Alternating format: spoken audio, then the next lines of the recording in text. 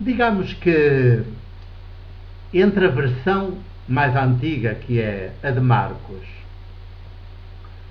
e a versão última nos sinóticos, que são os únicos evangelhos que falam deste episódio, na versão mais antiga, mais recente, portanto a última cronologicamente a aparecer, que é a de Lucas, digamos que praticamente não há diferença.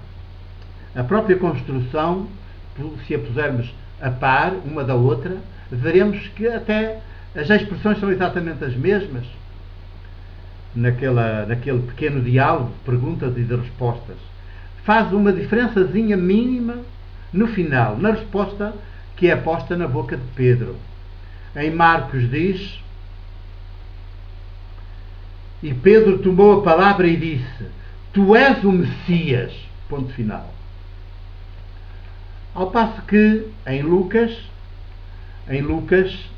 diz: Pedro tomou a palavra, é exatamente igual, e respondeu ou disse: o Messias de Deus. Portanto, acrescentou de Deus. O Messias de Deus. Já o Mateus faz aquele desenvolvimento espantoso, que é caso para perguntar onde é que ele, isto é, as comunidades que escrevem o Evangelho de Mateus, foram ouvir aquilo. De Jesus não foi. O filho de Maria, o carpinteiro, o crucificado, de Jesus não foi. Se calhar já foi um bocado do Cristo, do mítico Cristo, que tem que ver com a expectativa, com a ideologia, a visão ideológica da Casa Real de David de Salomão, com o messianismo da Casa Real de David de Salomão. Isso sim. Se calhar já foi daí. Foi aí que já que escutou, e não, portanto, o sopro, o espírito dos poderes, e não o espírito, o sopro de Jesus, o maiútico de Deus entre nós, de Deus maiútico. A realização histórica do projeto político de Deus sobre os seres humanos, sobre a humanidade, ou com a humanidade. A realização histórica do projeto político de Deus, esse projeto que Deus tem, projeto político, que Deus Criador, de filhos em estado de liberdade e de maioridade, tem para as suas filhas, os seus filhos, os seres humanos, os povos. E que não tem nada a ver com aquilo que a versão de Mateus nos diz. Fixemos então melhor, primeiro, a nossa atenção na versão de Marcos, porque é a primeira, no tempo, a mais antiga, a mais próxima da realidade histórica, do acontecimento em si, que é o acontecimento, neste caso, com 3 versões, de certeza que existiu, ocorreu, e percebamos o que é que há de comum nas 3. O que há de comum é que se diz, pelo menos aqui entre Marcos e Mateus, é que em Cesareia de Filipe, o Lucas tem um contexto um bocadinho diferente. O Lucas tem um contexto um bocadinho diferente. Diz que Jesus estava em oração, a orar em particular, portanto, sozinho. E estavam com ele apenas os discípulos. Não diz geograficamente onde estão, mas tenho cuidado de dizer que estava só Jesus e os discípulos, e que Jesus até estava em oração, sozinho, que o grupo não alinhava nessas coisas.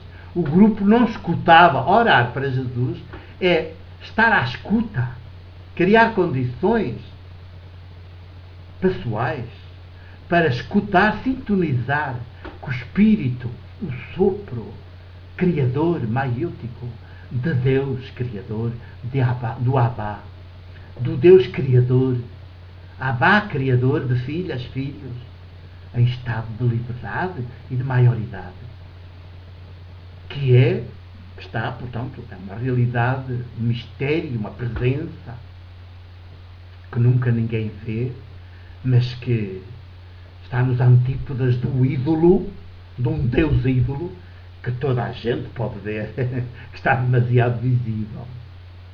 E tem até seus representantes, e tem os seus agentes, tem os seus chefes, os seus mediadores, os seus poderosos, os seus poderes sagrados, a sua hierarquia.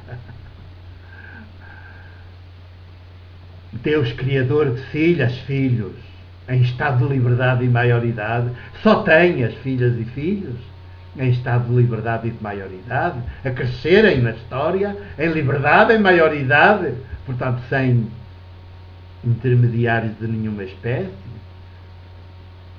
sem poderes de nenhuma espécie, a crescerem em humano até à plenitude, pelo menos até à mesma estatura de Jesus. Eu digo pelo menos, porque no século XXI chego a pensar que este Deus